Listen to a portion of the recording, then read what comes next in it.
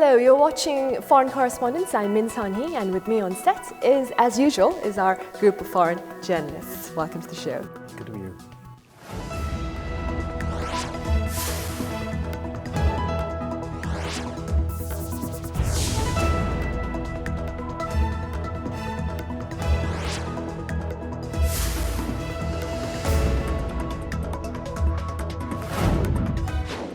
US President Donald Trump has been making national and international headlines in recent days. What are some of the related stories that caught your attention? Marcus, we'll start with you.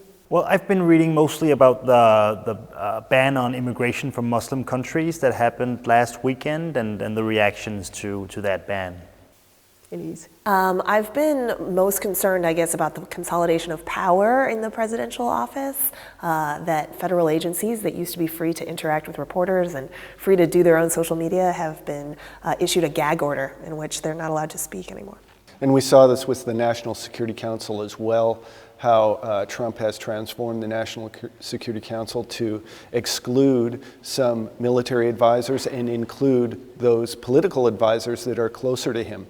And that's worrying for people here in South Korea with the conflict that exists in this region. Right, it's been about 2 weeks since Donald Trump was inaugurated as President of the United States, and already his executive orders are blowing in a wind of dramatic change. In this first report, we take a look at his economic policy.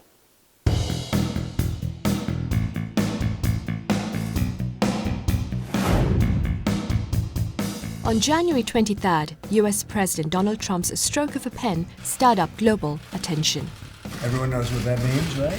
Been talking about this for a long time. Great thing for the American worker, what we just did. As promised during his election campaign, Trump signed an executive order formally withdrawing the US from the Mega Trans-Pacific Partnership, or TPP.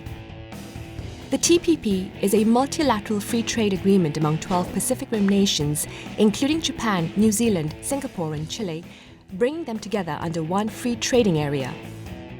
President Trump also declared he would renegotiate the North American Free Trade Agreement, or NAFTA, a deal that has been in place among the US, Canada and Mexico for some 20 years.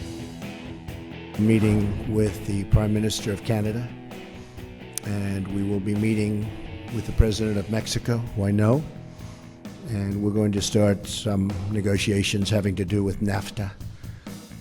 Meanwhile, Trump also worked to step up pressure on global companies during his first week in office. He sat down with 12 CEOs of the largest companies in the US, warning that he would impose a substantial border tax on firms that move production outside of the country. We want to start making our products again. We don't want to bring them in, we want to make them here. There'll be advantages to companies that do indeed make their products here. A day after sitting down with the 12 business leaders, the president hosted a meeting with the chief executives of Detroit's big three automakers, urging them to increase their investments in America. In return, he offered to slash taxes and ease environmental regulations to help the businesses. We're excited about working together with the president and his administration on tax policies, on regulation, and on trade to really create a renaissance in American manufacturing. With his rapid movement toward protectionism, Trump has put a lot of companies and countries on edge as they look to see what the repercussions will be.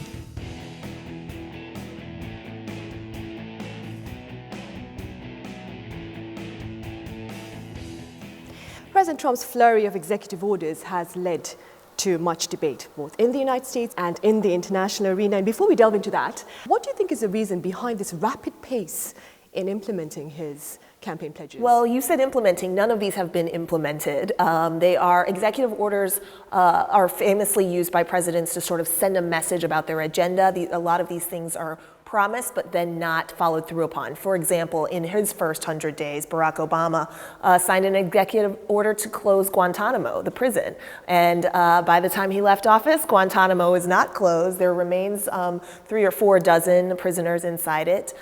So despite great effort, some of these are essentially promises that then are up to Congress and then up to the federal agencies to implement. So there are questions about how soon these can get implemented. And if you look at the language language in the executive orders. It says, when legally possible, when funds can be legally obtained, and this type of language indicating further that these are plans that Trump is laying out for his, again, the first 100 days, which are, for any administration, critical in terms of implementing the policies that he wants to eventually implement. Right. Now, among the major issues on the economic front was President Trump's decision to pull the United States out of the Trans-Pacific Partnership. How do you, Marcus, assess this decision? I think there's a lot of factors that play into that, and it's going to be difficult to figure out exactly how it's going to play out and what the consequences are going to be. But I think what you can say is that by taking the TPP off the table, the U.S. stands to lose a lot of influence over how global trade is being made, and they stand to lose a lot of that influence to China. So from now on, China is going to be able to have a bigger say in how the rules of global trade are being written. And they have their own trade agreement, the RCEP, which is now going to be easier for them to follow through on. So in the longer run, China does stand to gain from that decision, it seems. Right. President Trump claims this withdrawal will ultimately benefit the U.S. Elise, what are your thoughts on this? Well, the idea is that it would keep maybe some manufacturing jobs in America. Most economists believe that the manufacturing jobs that are lost are already lost and they're not going to come back. And so the idea of sort of cherry picking post-election, there was kind of cherry picking some companies like Carrier, for example, that decided to keep factories or a factory in the United States. But we're talking about jobs in the order of dozens when global trade can benefit jobs in the order of tens of thousands. And so this is just a particular political viewpoint, right? It is one in which it is protectionist, it is a follow-through of the inauguration message of America first. But when you say America first, then you're saying the other countries next or the other countries last. And what that does to globalism and the new global order post-World War II is a huge question with a lot of unforeseen outcomes right now. And I think it really reinforces the zero-sum game that you know, led to World War II. That led to World War II, and that the international community, the UN, was created to work against this, to try to have win-win negotiations between countries, rather than look at the world as a win-loss situation. And with you know, a slogan like America first and the rest of the world essentially last or second, you're introducing and reinforcing that zero-sum game in which benefits for you must be seen in terms of their relative losses for others. And that's not how you can create a sort of more peaceful and democratic international community. Which, by the way, is also how Trump has been looking at his business deals, right? When you read The Art of the Deal, he's also talking about zero-sum games most of the time, where there can only be one winner, and usually it's him in the book anyway. Yeah. There's concern here in Korea that such protectionist policies will ultimately affect Korea's trade ties with the U.S., as during his rallies, President Trump has often argued that Washington's free trade deal with Seoul has cost, and I quote, America another 100,000 jobs, and that South Korea, like almost every other country, is laughing at how stupid we are, unquote. Do you see President Trump upending the Korea-US FTA? I think he could. That could happen. He's saying that he wants to start from scratch. He wants to renegotiate all the trade deals. He has described that the trade deal with Korea as unfair. So that might very well happen. I think that's definitely on the table. Elise, what are your thoughts? Is it a possibility? Anything is possible. We are in a brave new world, as they say. But the lack of coordination by the Trump administration is quite astonishing. And so the amount of negotiation and negotiators that are at a table to negotiate a free trade agreement, the government doesn't even have the staff for right now. And so frankly, I think the question's a little bit premature. In this next report, we delve into President Trump's policy on immigrants and refugees, a policy that has fueled outcry both at home and abroad.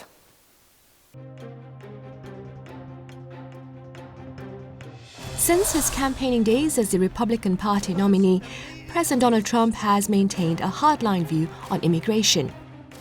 Americans want relief from uncontrolled immigration, which is what we have now. He even pledged to build a wall on the US-Mexico border to stop illegal immigrants from entering the US. The pledge to construct a wall that spans over 3,000 kilometers and to have Mexico pay for it was considered unrealistic. But The Secretary of Homeland Security, working with myself and my staff, will begin immediate construction of a border wall. 5 days after his inauguration on January 25th, Trump officially announced the construction of the US-Mexico wall. Republicans estimate it will cost $15 billion. Trump once again emphasized he would have Mexico foot the entire bill. Mexico, in some form, and there are many different forms, will reimburse us, and they will reimburse us for the cost of the wall. The Mexican government immediately expressed its opposition. México no cree en los muros. Lo he dicho una y otra vez. México no pagará ningún muro. Then the US government floated the idea of imposing a 20% tax on imports from Mexico to pay for the southern border wall. If you tax that 50%, $50 billion at 20% of imports, but by doing it that way, we can do $10 billion a year and easily pay for the wall. In the midst of such tensions on January 27th, the media reported that the two leaders held an hour-long phone conversation. The two are said to have agreed to refrain from making public statements about the wall payment for the time being. Trump's strong policies on immigration are likely to continue stirring up concern among immigrant communities and families in the US. Now, building a wall between the US and Mexico was a pledge that President Trump had made during his campaign trail. It's something we discussed as well in our earlier episodes. But Marcus, when you initially heard of the wall, did you seriously think he was going to put it into action? Well, I thought he had to build something because he's been talking about that wall for so long. He's mentioned the wall on all his rallies. Everywhere he went, he talked about how he would build a wall and how it would be a huge wall and an impenetrable wall, a beautiful wall. He kept going on about the wall, so he would look like an idiot if he didn't build something once he took office. And we should keep in mind that there's already at least 1,700 miles of the border that has fencing and wall. And so I'm from Texas. I go across the border to Mexico frequently as I was growing up. The fact of the matter is there's already plenty of fencing. There are areas that there's an actual wall. So when President Trump speaks of building a wall, what he's specifically calling for is actually quite unclear. And then the other fact of the matter is that border migration north, illegal immigration from Mexico to the United States, has been dropping over the past few years anyway, because there are fewer opportunities and more opportunities in Mexico and in Central America. And so there are huge questions about what this infrastructure actually looks like and what it is, considering there already is a wall. Just out of curiosity, what's the average American's response to this effort to build a wall under the Trump administration? Well, a lot of Americans are tying the whole idea of walls and the idea of not letting in refugees, which is sort of the whole basis of the American promise and the American, what the Statue of Liberty says, are linking them together. So right now, a very popular online meme is, no walls. And so what you're seeing right now is a division. I mean, there are Americans who supported Donald Trump. There are fewer of them than the majority, it's like 40-some%, who are really behind what he's promising. And then more than 50% that disapprove of him, who highly disapprove of what's happening. Right. President Trump also signed an executive order that claims cities that provide refuge to undocumented migrants are in violation of immigration laws.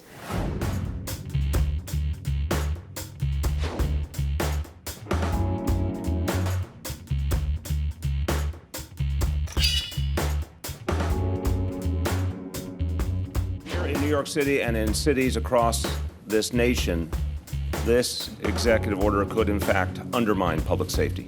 We stand united that a safer city is a city that doesn't allow its residents to live in fear. Why are his plans to crack down on undocumented migrants being challenged by these cities, Lise? For a long time, the idea was just that in order to deport a lot of the folks that are already in the States, we're talking about children, we're talking about babies, we're talking about people who are positively contributing to the economy, and then the whole process of deportation requires a lot of man hours and taxpayer dollars. And so it's at a huge loss to the cities often to actually go forward with any sort of deportation implementation, if you will. And then frankly, a lot of cities, especially those that I know about, for example, Houston, several in New York, frankly don't support a notion like this because of what it does to families that have been in the United States for decades, or maybe since they were born. And I think you're seeing a lot of division in these policies within U.S. federal and local politics for what Trump is doing. One of the things I think in cities is it's a human rights issue, in that,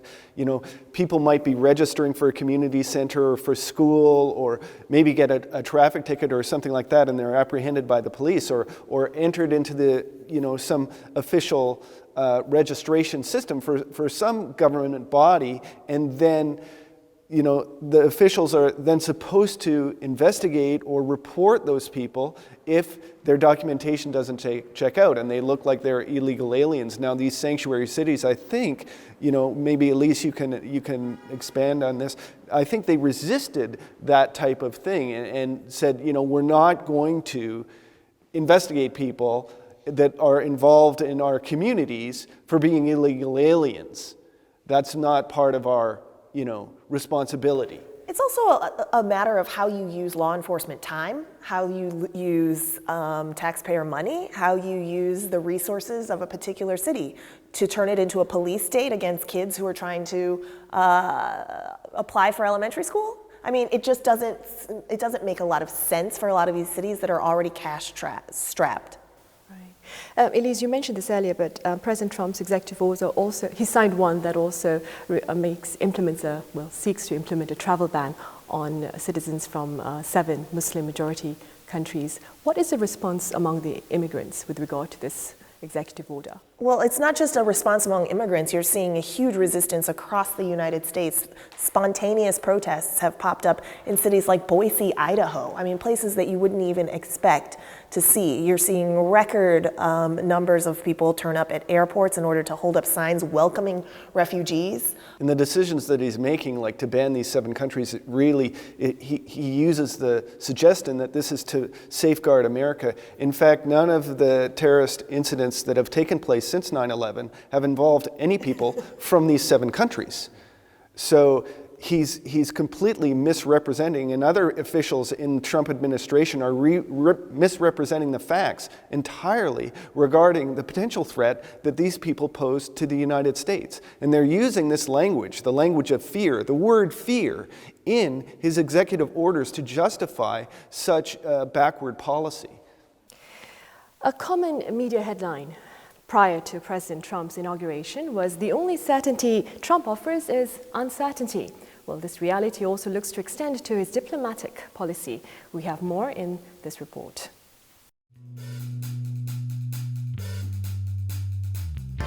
It increasingly looks like the new Trump administration is pushing for a vision of only America, going beyond America first. Every decision on trade, on taxes, on immigration, on foreign affairs will be made to benefit American workers and American families. Despite this, President Trump still needs partners in diplomacy. On January 27th, Trump held his first summit meeting since taking office with British Prime Minister Theresa May. Former US President Barack Obama had warned that the UK would be at the back of the queue in any trade deal with the US if it chose to leave the EU, but Trump has upheld this. During the summit, the 2 leaders reaffirmed their strong ties as allies.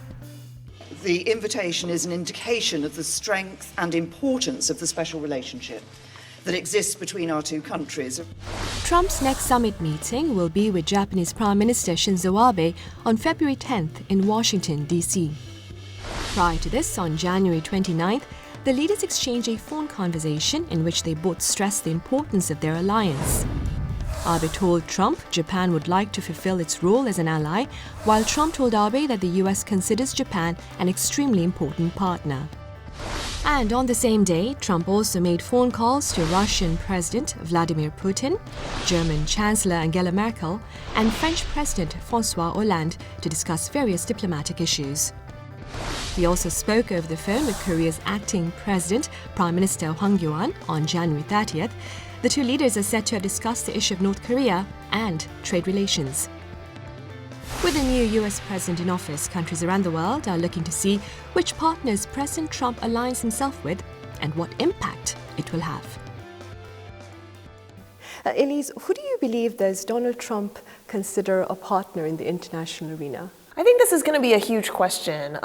He has publicly affirmed the alliances, for example, with Japan and with Korea.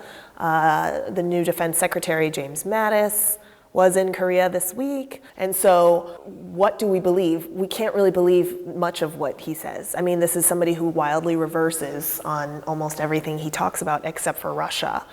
There has been a call between President Trump and Vladimir Putin. The readout of that call was that it was positive, and NATO allies in Europe are very concerned about that. Marcus, how do you foresee Washington's ties with Beijing under the Trump administration? In an episode earlier, we talked about President Trump challenging the One China policy. Right, yeah. I mean, it certainly is off to a bad start.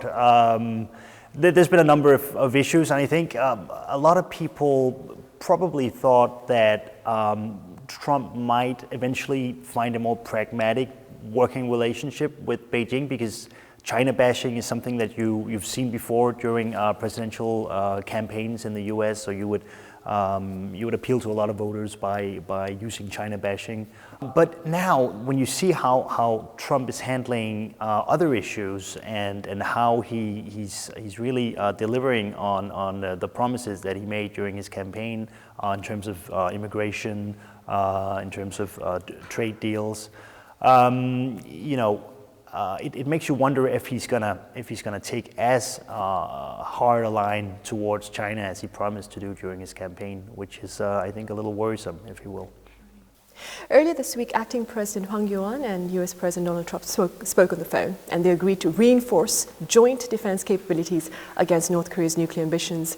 How do you see President Trump dealing with North Korea's provocations? I think he's going to have a lot of trouble. I mean, right now, North Korea has 2 long-range missiles sitting on mobile launchers. It restarted the plutonium reactor at Yongbyon over the weekend, according to analysis of satellite imagery provided by the website 38 North. That, I think, is a clear message to the Donald Trump administration that Pyongyang is going to continue on its nuclear and missile development unless there is a serious shift in policy from the United States toward engagement. It doesn't look at all like the Donald Trump administration is interested in engagement with really anyone. So except for Russia. Except for perhaps Russia. So it looks to me like there's really going to be some problems in relations between North Korea and the U.S. and likely a continuance of this conflict that we've seen and the continued development of North Korean nuclear and missile capabilities. Actually, I would consider the Donald Trump's allegiance to Vladimir Putin and Russia to be a safe sign for South Korea, because Russia is not interested in further nuclearization. And so to the extent, I mean, this is going to be one of those signs that we're going to be watching for, but to the extent that Donald Trump is indeed loyal to Putin, then we should watch what changes. For example, one sign to look out for is if THAAD gets pulled off the table. So if THAAD gets pulled off the table, I think that would be an indication that's something that China wants and Russia wants, but notably that Russia wants as well. Okay, well, I don't think that's going to happen. Han Min-gu and General Mathis had a conversation where they agreed to seek the early deployment of THAAD here on the Korean Peninsula. So the Trump administration is going to have to walk back from THAAD quite carefully in order to pull that off the table. I do agree with you, though. I think that relationship could have some benefits here on the Korean Peninsula. Russia could provide added pressure to North Korea, could sort of substitute or supplement China's pressure on North Korea to change and to rein in its nuclear and missile programs. But I think without some engagement and shift in policy from the U.S., still that's unlikely. Right. In his book, written in 2011, Time to Get Tough, Making America Number One Again, President Trump claimed presidents are our deal makers in chief. Now, this is a telling statement about his view of a leader. Accordingly, ahead of dealing with this cold negotiator, one would probably need to have an equally cold strategy. Thank you for being with us.